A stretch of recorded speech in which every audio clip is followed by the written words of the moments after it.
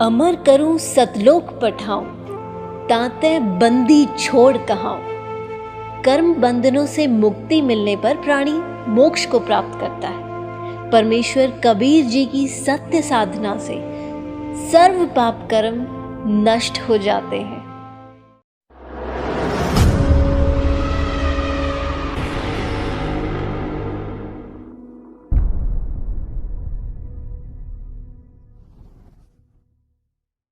पुण्यात्मा में ये लक्षण होते हैं, उसके बस की बात नहीं होती। उसके पिछले पुण्य इतनी कमाई होती है, उसके अंदर इतनी कीमत होती है, वह स्वतः झुक जाती है।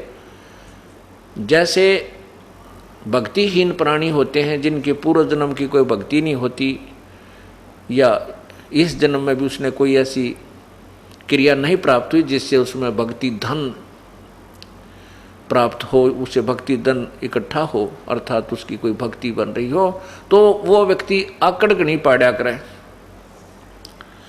वो झुकता नहीं, वो अभिमानी होता है। ऊंट की तरह ऊपर ने गर्दन करके चलेगा, नु चौड़ी टांग धरेगा। ऐसा जब तक तो हो सकता है पुण्यात्मा को ज्ञान ना हो, तो अनजानपने में कोई भी ऐसे अभिमान कर सकता है, कोई भी इस प्रकार की क्रिया कर सकता है। जब ज्ञान हो जाता है फिर उस पुण्यात्मा में वो प्रक्रिया नहीं रहती, वो सीधा एक सभ्य व्यक्ति की तरह चलता है, सभ्य व्यक्ति की तरह व्यवहार करता है, और उसके अंदर एक इतना गुण आ जाता है कि वो परमात्मा के दरबार में झुके बिना नहीं रह सकता। ये उसकी जैसे सरसों होती है, सरसों होती है, जब तक सरसों की फली कच्ची होती है उसकी कीमत नहीं बनती, उसमें दाना नहीं बनता, तो ऊपर को खड़ी रहती है ऐसे। और जो जितनी भी वो परिपक्व होती जाती है उसमें सरसों का दाना बन जाता है, उसमें वजन बन जाता है, उसकी वैल्यू बन जाती है, कीमती बन जाती है, तो वो झुकना शुरू कर देती है और अंत में इतनी झुक जाती है कि ज़मीन को छूने को हो जाती है। उसमें उसकी कीमत बन गई, सरसों के दाने उसमें भर गए, फलियों में वो कीमती बन गई।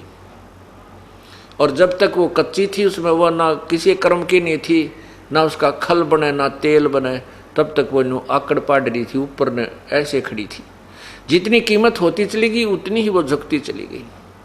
ठीक इसी प्रकार जो पुण्यात्मा पूर्व जन्म की कमाई से परिपक्व भरे हुए हैं, कुछ शेष रह गई थी, वो उसमें पार ना हुए, अब सत्संग में आते हैं तो वो झुके बिना रह ही नहीं सकते।